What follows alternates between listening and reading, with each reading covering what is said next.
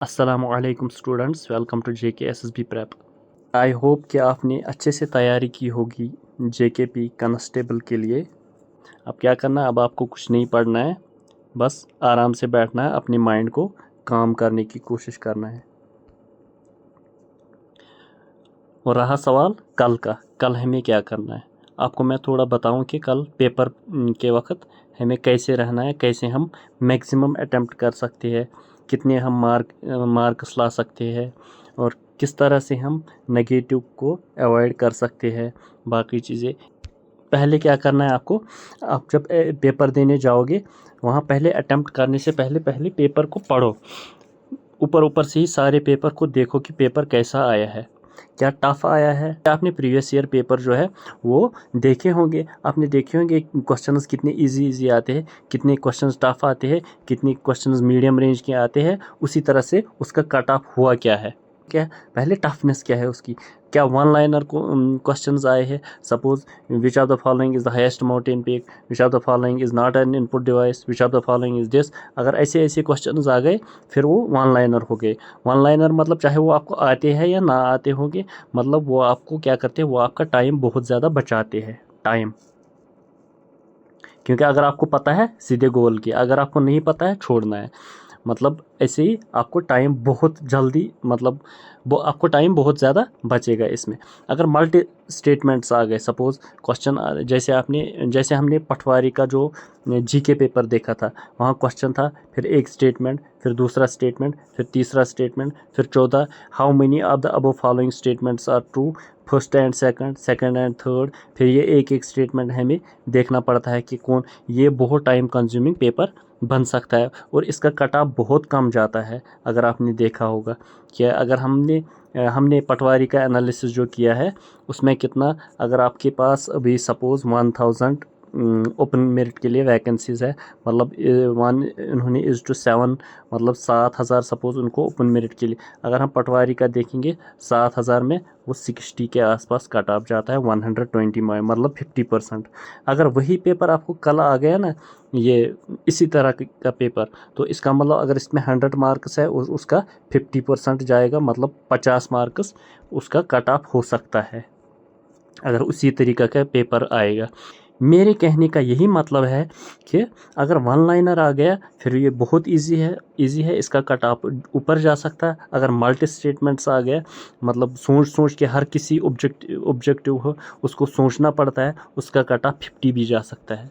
आपको ये बिल्कुल, अगर आपने 50 भी किए आप उस पर भी उम्मीदें लगा सकते हो। इसलिए ये नहीं कि आप एग्ज़ाम देने जाओगे वहाँ आप देखोगे आपने टोटल 50 अटैम्प्ट किए, आपको डर लग गया, आपने 100 के 100 डाल दिए, बोला मैंने वैसे भी कम किया। ऐसे लड़के करते हैं, लेकिन ये नहीं है, आपको 50 भी काट आप जा सकता है, इसलिए 50 भी आपके लिए सेफ स्कोर रह सकता है।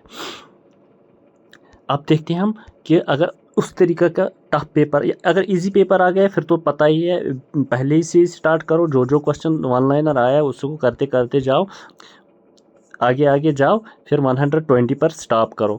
लेकिन मसला ये है कि बीच बीच में क्वेश्चन, सपोज़ इंग्लिश का कोई टफ क्वेश्चन आता है, एप्टीट्यूड का कोई टफ क्वेश्चन आता है, और बाकी तो ये रीजनिंग का कोई टफ क्वेश्चन आता है, सीरीज़ का या अल्फ़ाबेटिक सीरीज़ कुछ आता है, उसमें क्या करना है, वो क्वेश्चन हमें छोड़ने। अगर आपको लगे ये 30-40 सेकंड्स तक ये क्वेश्चन मेरे दिमाग में नहीं है, हिट कर रहा है कि इसका आंसर क्या है, वो उसी टाइम छोड़ो, वो सबकॉन्शियस माइंड में चला जाएगा और आप क्वेश्चंस आगे आगे देखते जाओ, आपका आंसर मिल सकता है। यही काम करना है आपको। क्या करना है, पेपर देखना है, पहले क्या करना है, जीके पोर्शन उसमें से ढूंढना है। 35 मार्क जो है वो वन लाइनर होंगे, क्या होंगे, वो आपको जल्दी जल्दी करनी है। अगर 30 क्वेश्चन उसको लगेंगे आपको हार्डली 10 मिनट, क्योंकि देख लिया हाँ आता है तो करो, देख लिया हाँ आता। उसी तरह कंप्यूटर का input devices, output devices, which are the following is operating system, क्या कुछ वो ऐसे ही वो भी करने हैं आपको। इसके बाद ये भी वन लाइनर ही यूजुअली होते हैं, ये दोनों मैंने देखे यूजुअली वन लाइनर ही होते हैं। ऐसे ही पता है तो टिक, पता नहीं है तो क्रॉस। अब रहा रीजनिंग के लिए थोड़ा सोचना पड़ता है। अगर आपने पहले से ही रीजनिंग के लिए तैयारी स्टार्ट की, अगर आपने पहले से ही रीजनिंग लिखनी स्टार्ट की, फिर आ गया पहला क्वेश्चन सीरीज़ का, अब +2 करना है ऐड -2 करना है, इसको क्या करना है क्या नहीं करना, चले गए आपके 4-4 मिनट हर किसी क्वेश्चन में। जब टाइम देखा जाएगा, फिर लास्ट के 10 मिनट बचते हैं, आपका रीजनिंग पोर्शन ही ख़त्म हो जाता है। इसलिए ये बात याद रखना, पहले रीजनिंग का कोशिश अटेम्प्ट करने की कोशिश मत करो, एप्टीट्यूड अटेम्प्ट करने की कोशिश मत करो अगर आपको आती भी है। अगर आपने जीके के पहले 35 डाल दिए, कंप्यूटर के पहले 15, हो गए 50, मतलब 50 आपने 10 मिनट में ही, 10 से 15 मिनट में किए, आपको कितना टाइम बचता? आपको वहाँ से 45 मिनट्स बचते हैं, और बचता है आपको 1 आवर। तो उसमें से क्या है, मुझे पता है कि इंग्लिश में बहुत सारे questions, may be half questions इसमें थोड़े टफ आते हैं जिसको 1 मिनट से ऊपर ही लगता है, लेकिन हाफ क्वेश्चंस अगर 25 है, 12 क्वेश्चंस आएंगे जिसको टोटल आधा मिनट करके उसको 6 मिनट ही लगते हैं। लेकिन मतलब ये वाला क्वेश्चन, ये इंग्लिश पोर्शन आपको बराबर टाइम लेने वाला है। रीजनिंग भी तकरीबन बराबर ही लेता है, लेकिन एप्टीट्यूड अगर आपको उतनी ज़्यादा प्रैक्टिस नहीं है, जैसे एसएससी वाले प्रैक्टिस करते हैं, एसएसबी वाले उतने प्रैक्टिस नहीं करते हैं, अगर आपकी अच्छी खासी है फिर आप क्वेश्चंस जल्दी कर सकते हो। लेकिन अगर नहीं है, फिर वही उसी में चक्र में फंसोगे कि फलानी आया, फलानी ट्रेन आई, उसको सोचते सोचते आपको 2-4 मिनट लगते हैं, फिर आप ऐसे नहीं कर सकते हो।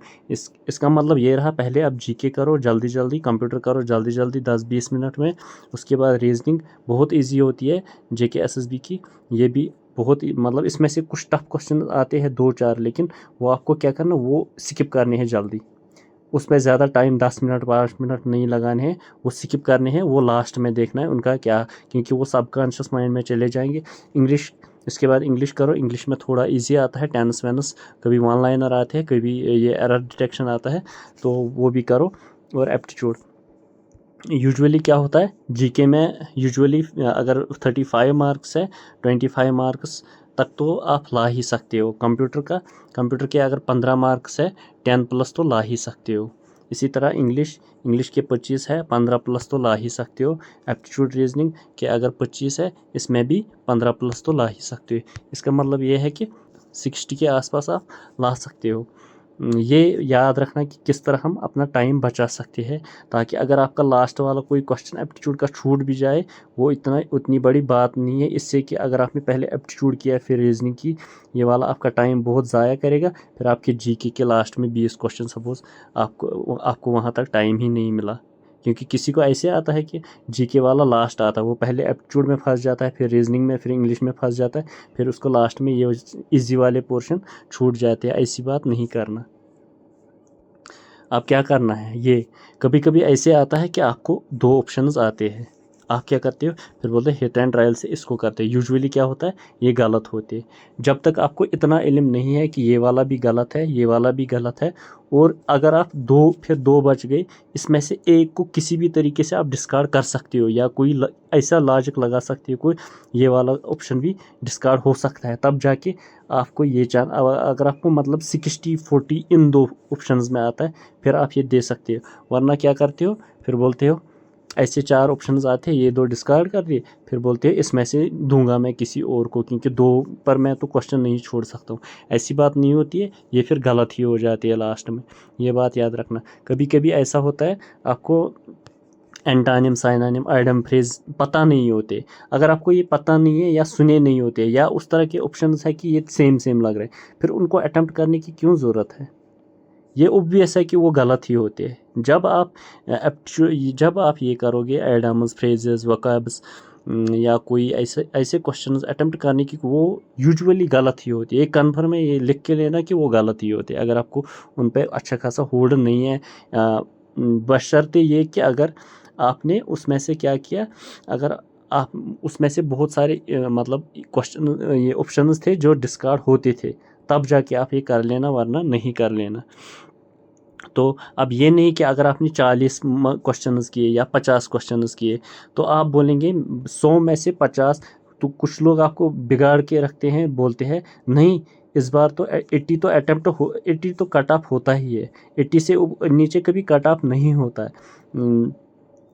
इसलिए अगर जिसने 80 से कम किए वो बाहर है, ऐसी बात नहीं है। अगर हम पटवारी का देखेंगे, या जूनियर असिस्टेंट का रिसेंटली देखेंगे, या सुपरवाइज़र का देखेंगे, सुपरवाइज़र का 85 हुआ था, कितने में, 120 में। कितना हुआ था, 120 में 85 और पोस्ट्स कितनी थी, टोटल थी 90 पोस्ट्स। ये देखो 90 पोस्ट्स में 85 कट ऑफ हुआ था 120 में।